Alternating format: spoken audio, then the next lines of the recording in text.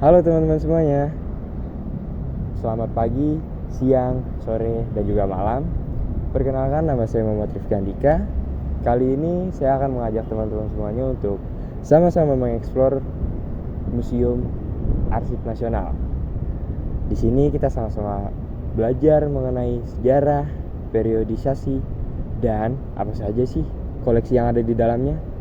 Gimana? Yuk ikutin keseruannya. Pada fase pertama, bangunan ini merupakan rumah besar dari salah satu pejabat VOC. Nah, di bagian ruangannya merupakan kantor administrasi dari VOC sendiri, yang dimana di dalamnya itu terdapat catatan-catatan penting seperti catatan perdagangan, catatan perumahan, dan catatan-catatan lainnya. Di tempat ini banyak sekali menyimpan arsip-arsip atau interaksi dari VOC ke kerajaan-kerajaan lokal maupun interaksi VOC ke perdagangan internasional. Pada fase kedua, yaitu masa Hindia Belanda, kolonial Belanda mengambil alih gedung ini dan menjadikan gedung ini sebagai pusat pengarsipan untuk administratif negara. Pada masa ini volume arsip-arsip negara itu sangat banyak karena kolonial Belanda membuat catatan-catatan formal yang jumlahnya sangat banyak. Contohnya seperti data penduduk, data perpajakan, tata ruang Batavia, dan data hukum. Nah, karena volume arsipnya makin banyak, tata ruangnya pun semakin diperbesar agar memuat arsip-arsip tersebut. Pada fase ketiga, yaitu pada masa awal kemerdekaan, pemerintah Indonesia mengambil alih gedung ini untuk mengamankan arsip-arsip dari Belanda yang dinilai historikal dan administratif.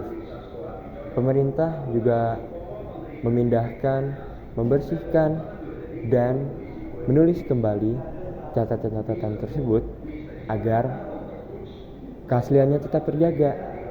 Pemerintah juga melakukan pengaturan secara sistematis di gedung ini agar lebih tertata dan mudah diklasifikasikan. Pada fase keempat, yaitu pada masa modern, pemerintah mulai membuka museum ini untuk publik, dan pemerintah juga mulai menambahkan sistem katalog, menambahkan ruang edukasi, dan mereka memperbaiki sumber pencahayaan dan juga ventilasi, serta mereka juga memperkenalkan teknologi digital untuk memperkenalkan arsip-arsip mereka.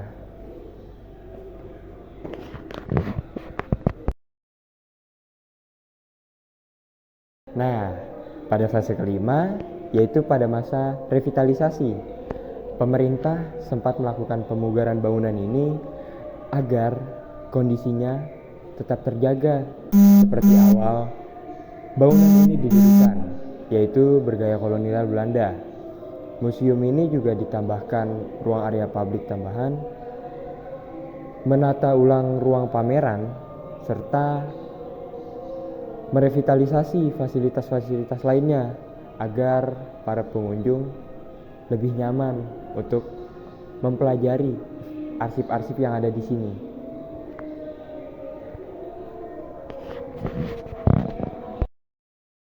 Oke, di ruangan ini kita dapat melihat koleksi-koleksi dari museum ini, yaitu ada tulisan tangan dan apresiasi oleh Bung Karno, lalu ada tulisan-tulisan seperti wasiat dari Bung Karno, dan juga ada replika pakaian kepresidenan Bung Karno, dan di sebelah situ ada tongkat komando Presiden Bung Karno, dan juga ada perangko dan uang pada zaman pemerintahan Bung Karno. Oke, di tempat ini juga terdapat arsip-arsip ucapan belasungkawa dari berbagai kedutaan besar yang berada di Indonesia, seperti dari kedutaan besar Irak, Prancis, dan juga New Zealand. Di sini juga terdapat sebuah replika ruangan Gedung Indonesia Menggugat atau GIM yang letaknya itu terdapat di Jalan Perintis Kemerdekaan nomor 5, Kota Bandung. Nah, di sini terdapat replika ruang tahanan Presiden Soekarno. Pada tanggal 22 Desember tahun 1930, Presiden Soekarno mendapati hukuman 4 tahun di penjara Sukamiskin. Beliau menempati sel 233 dari 554 sel penjara.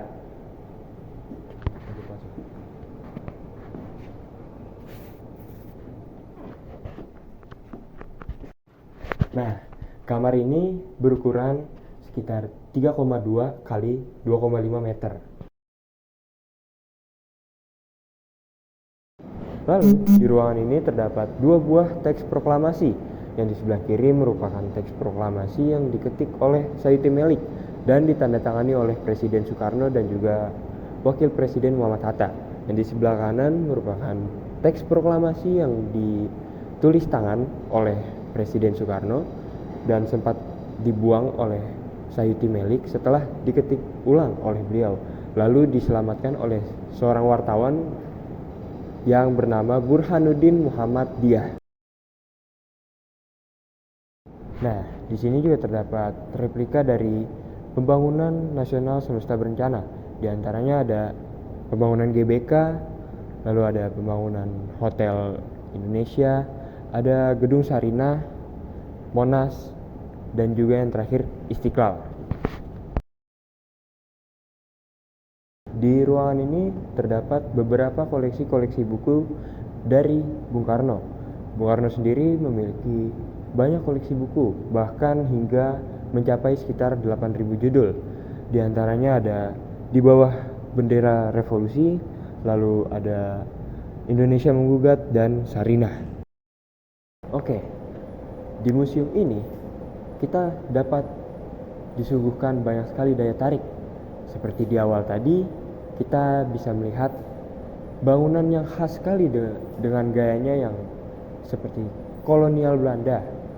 Lalu kita dapat melihat sejarah-sejarah dari Bung Karno dan banyak sekali juga peninggalan-peninggalan dari beliau seperti arsip-arsip dan catatan-catatan dari beliau.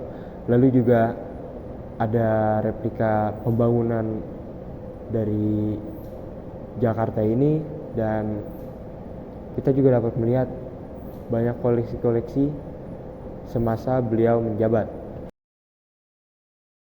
Di ruangan ini terdapat mini teater dari gedung pameran tetap arsip Presiden Soekarno. Ini merupakan salah satu fasilitas dari gedung ini.